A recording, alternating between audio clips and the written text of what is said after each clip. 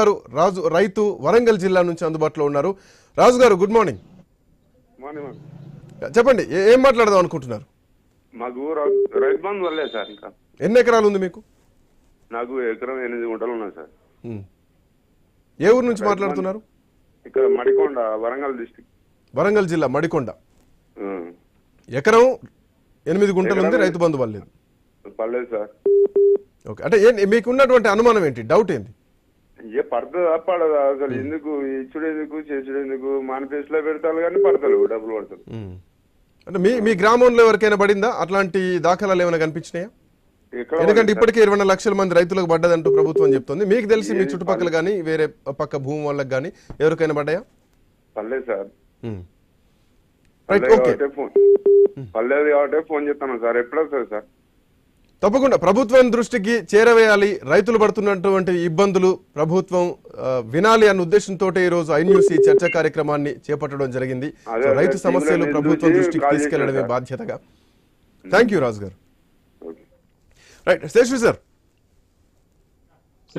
Seshu sir, ఒకటి ఇందాక మీరు చెప్పినట్టు ఇట్లా దఫదఫాలకు ఇచ్చుకుంటా పోతే గనక 69 లక్షల మందిలో 24 లక్షల మందికి ఇస్తే మిగతా వాళ్ళకు రీమైనింగ్ ఎంత టైం పట్టుద్ది అన్నది ప్రధానమైనటువంటి ప్రశ్న.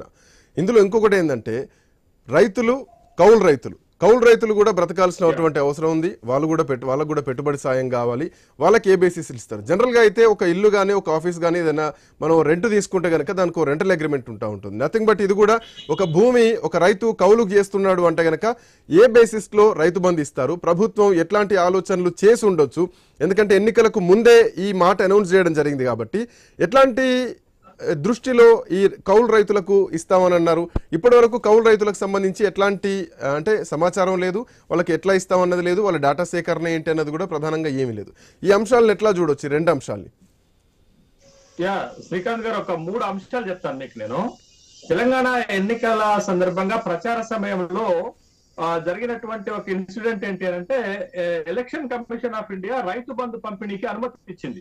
అనుమతి ఇచ్చినటువంటి సందర్భంలో హరీష్ రావు గారు ఇక్కడ మా వరంగల్ జిల్లాలో వర్ధనపేటలో బహిరంగ సభలో మాట్లాడుతూ, మీకు మంగళవారం నాడు మీరు ఉదయం ఛాయ్ తాగక ముందే 8 గంటలకి మీ సెల్ ఫోన్లలో టింగ్ టింగ్ అనేటటువంటి శబ్దంతో రైతులందరికీ రైతు బంధు పడుతుందని చెప్పారు. కానీ మళ్ళీ ఎలక్షన్ కమిషన్ ఆఫ్ ఇండియా మీరు రైతు బంధు పంపిణీ చేయడానికి వీల్లేదు అని అన్నారు. అంటే దీని అర్థం ఏంటది? ప్రభుత్వం దగ్గర రైతు బంధుకి కేటాయించడానికి డబ్బులు ఉన్నాయి అనేటటువంటి అర్థం కదా. కాబట్టి డిసెంబర్ 11 నాడు రాష్ట్ర కొత్త ముఖ్యమంత్రి గారు ఒక నిర్ణయం తీసుకున్నారు, రైతు బంధు వేయండి అన్నారు. రైతు బంధు వేయండి అన్నప్పుడు డబ్బులు ఉన్నాయి కదా, అందరికి ఒకటేసారి వేయచ్చు కదా, 10 రోజుల్లో ఫినిష్ చేయొచ్చు కదా. ఇవాళ డిసెంబర్ 11 నాడు నిర్ణయం తీసుకుంటే ఇప్పటి వరకు 27 లక్షల మందికి రైతులకు మాత్రమే రైతు బంధు డబ్బులు జమ అయ్యాయంటే 69 లక్షల మందికి, అంటే ఇంకా దరిదాపు 40-45 లక్షల మంది రైతులకు ఎప్పుడు డబ్బులు ఇస్తారు అనేటటువంటి సందేహాలు రైతులకు వస్తున్నాయి. ఇప్పుడు మీరు తీసుకుంటున్నటువంటి ఫీడ్బ్యాక్ లో కూడా రైతులు ఆందోళన చెందుతుంది అదే. ఎందుకు డబ్బులు ఉన్నప్పుడు నవంబర్ డిసెంబర్ వరకు పూర్తి కావాల్సినటువంటిది, అంటే వేసంగి కాలం పంట మొదలైనప్పుడు ఇవ్వాల్సినటువంటి డబ్బులు ఇప్పటికి లేట్ అయింది కాబట్టి ప్రభుత్వమే యుద్ధ ప్రాతిపదికన రైతులందరికీ ఖాతాల్లో డబ్బులు జమ చేయాల్సినటువంటి బాధ్యత ఉంది కదా. అందుకే నేను రాష్ట్ర ప్రభుత్వానికి ఏం విజ్ఞప్తి చేస్తున్నానంటే, మీ హానీమూన్ ముగిసింది, రాజకీయాలను కొద్దిగా పక్కన పెట్టి పరిపాలన పైన దృష్టి పెట్టి కొన్ని ఇట్లాంటి యుద్ధ ప్రాతిపదిక పైన తీసుకోవాల్సినటువంటి నిర్ణయాలను సత్వరమే తీసుకోండి.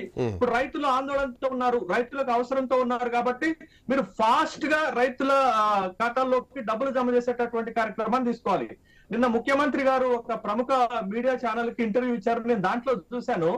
అక్కడ ఒక ప్రశ్న అడిగితే ఏం చెప్తున్నారంటే, మేము శాసనసభలో చర్చిస్తాము, బీఆర్ఎస్ పార్టీని అడుగుతాము అంటే ఇంకొక స్పష్టత లేదు దీనిపైన అనేటటువంటి విషయం పైన ముఖ్యమంత్రి గారు చెప్పకనే చెప్పారు.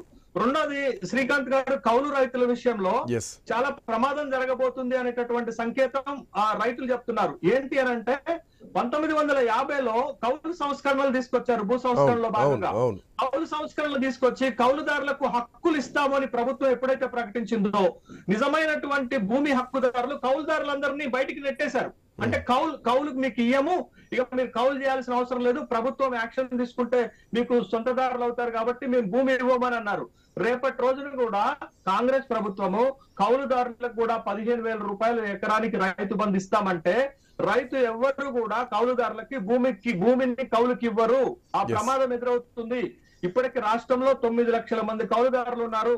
వాళ్ళందరూ భూమిపై నుండి గెంటివేయబడేటటువంటి ప్రమాదం కూడా ఉంది. కాబట్టి ప్రభుత్వము ఇట్లాంటి నిర్ణయాలు తీసుకునేటప్పుడు చాలా జాగ్రత్తలు తీసుకోవాలా. పూర్వపు చరిత్ర మన కళ్ళ ముందుంది.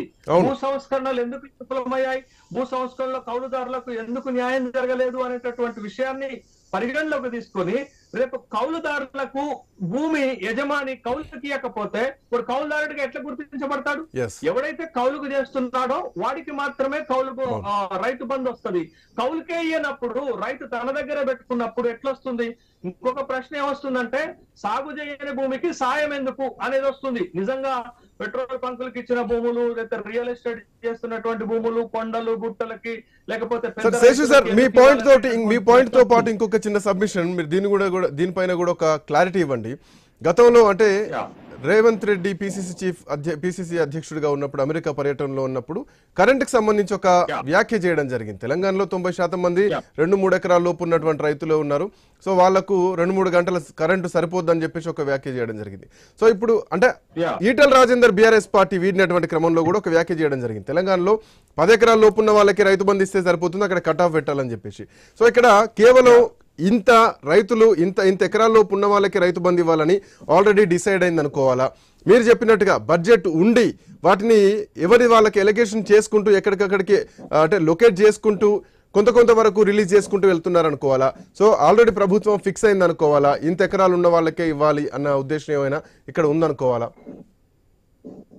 ఇప్పుడు అనేక సార్లు రైతు బంధు పైన ప్రతిపక్షాలు విమర్శ చేసింది ఏంటి అని అంటే, పెద్ద రైతులకు ఎందుకు ఇస్తున్నారు మీరు అనేటటువంటి విమర్శ అటు భారతీయ జనతా పార్టీ చేసింది, ఇటు కాంగ్రెస్ పార్టీ చేసింది.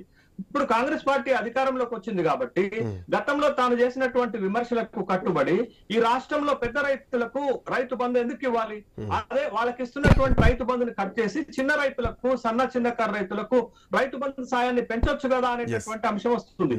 తెలంగాణ రాష్ట్రంలో చాలా స్పష్టమైనటువంటి డాటా ఉందండి రైతులకు సంబంధించి ఎంత భూమి సాగులో ఉందనేది. 1,54,00,000 ఎకరాల భూమి ఈ రాష్ట్రంలో సాగులో ఉంది. అంటే అది మారదు కదా. 69 లక్షల మంది రైతులకు ఇప్పుడు రైతు బంధు ఇస్తున్నాం, ఇది మారదు కదా. అయితే ఇక్కడ 10 ఎకరాల కంటే పైన ఉన్నటువంటి రైతులు మన రాష్ట్రంలో 1,38,000 మంది ఉన్నారు. వాళ్ళకి రైతు బంధు ఇవ్వాల్సినటువంటి అవసరం లేదని రైతులు కూడా చెప్తున్నారు. నిపుణులు చెప్తున్నారు, వ్యవసాయ రంగ నిపుణులు చెప్తున్నారు, పార్టీలు వాళ్ళు చెప్తున్నారు. కాబట్టి ఇప్పుడు రేవంత్ రెడ్డి ఏమంటారు, వాళ్ళకి 1,38,000 మందికి రైతు బంధు ఇవ్వను అంటే వాళ్ళు కాంగ్రెస్ పార్టీకి వ్యతిరేకం ఎక్కడవుతారు అని అతను చెప్తున్నది ఏంటి? శాసనసభలో చర్చ చేస్తాం, శాసనసభలో చర్చ చేసి బీఆర్ఎస్ పార్టీని అడుగుతాం. అంటే సాగు చేయని భూమికి ఇవ్వాలనా వద్దా, కొండలు గుట్టలకు ఇవ్వాలనా వద్దా, పెట్రోల్ బంకులకు ఇచ్చిన భూములకు ఇవ్వాలనా వద్దా, లేకపోతే రియల్ ఎస్టేట్ చేస్తున్న భూములకు ఇవ్వాలనా వద్దా, పెద్ద రైతులకు ఇవ్వాలనా వద్దా అని మేము అడుగుతామంటున్నారు. అడుగుడు ఎందుకండి? ప్రభుత్వం మీకు మ్యాండేటరీ ఇచ్చింది, ప్రభుత్వం మీకు తీర్పు ఇచ్చింది, ఏది మంచి అనుకుంటారో ఆ నిర్ణయం తీసుకోవాల్సినటువంటి సందర్భం ఉంది. ఇవాళ తెలంగాణ రాష్ట్రంలో ఎకరం నుండి 10 ఎకరాల భూమి ఉన్నటువంటి వాళ్ళు 58 లక్షల మంది ఉన్నారు. వాళ్ళకి రైతు బంధు ఇవ్వటంలో ఎవరికి అభ్యంతరం లేదు, వాళ్ళకి ఇవ్వండి. 10 ఎకరాల పైన ఉన్నటువంటి రైతులు ఈ రాష్ట్రంలో 25 ఎకరాల కంటే ఎక్కువ భూమి ఉన్నటువంటి వాళ్ళు 9,000 మంది ఉన్నారు. వాళ్ళకి డబ్బులు ఎక్కువ వస్తున్నాయి. చిన్న రైతుకి ఎంత వస్తుంది? 1 ఎకరం భూమి ఉన్నవాడికి సంవత్సరానికి ఎంత వస్తుంది? 10,000 వస్తుంది. 25 ఎకరాలు ఉన్నవాడికి ఎంత వస్తుంది? కాబట్టి వాళ్ళకు వచ్చేటటువంటి డబ్బులు ఎక్కువ, వీళ్ళకి వచ్చేటటువంటిది తక్కువ. కాబట్టి దీంట్లో రేషనాలిటీ తీసుకోవటం అనేది ఎవరైనా ఆహ్వానిస్తారు. దీంట్లో మనం ఇప్పుడు వచ్చే ప్రమాదం ఏంటంటే, కౌలు రైతులు ఎవరు, డెఫినేషన్ ఏంటి, ఎట్లా గుర్తిస్తారు, వాళ్ళకి ఎట్లా ఇస్తారు? ఒకవేళ కౌలు లాస్ట్ ఇయర్ చేశారు, ఈ ఇయర్ యజమాని కౌలుకి ఇవ్వకపోతే తనను కూడా కౌలు రైతుగా గుర్తిస్తారా? ఈ అన్నిటి ప్రశ్నలు చాలా చాలా సమాధానాలు చెప్పాల్సినటువంటి బాధ్యత ప్రభుత్వం పైన ఉంది. మనం ఇంతకు ముందు మన iNews లో ఒక చర్చ పెట్టాం. ఎందుకు ఇది ఆన్ గోయింగ్ ప్రాజెక్ట్ కదా, ఎందుకు రైతు బంధు ఇవ్వటంలో ప్రభుత్వం జాప్యం చేస్తుంది అంటే, December 11 నాడు స్వయంగా ముఖ్యమంత్రి గారు నిర్ణయం తీసుకున్నారు. ఆ నిర్ణయం మేరకే అందరికీ 69 లక్షల మంది రైతులకు యాజ్ ఆన్ ఎట్లుంటే అట్లా రైతు బంధు ఇవ్వండి అన్నారు. కానీ ఇంత ఆలస్యం ఎందుకు అవుతుంది? ఇంత ఆలస్యం ఎందుకు అవుతుంది అంటే ప్రభుత్వం దగ్గర డబ్బులు లేవు. ఈ విషయాన్ని ప్రభుత్వం ఒప్పుకోవటలే.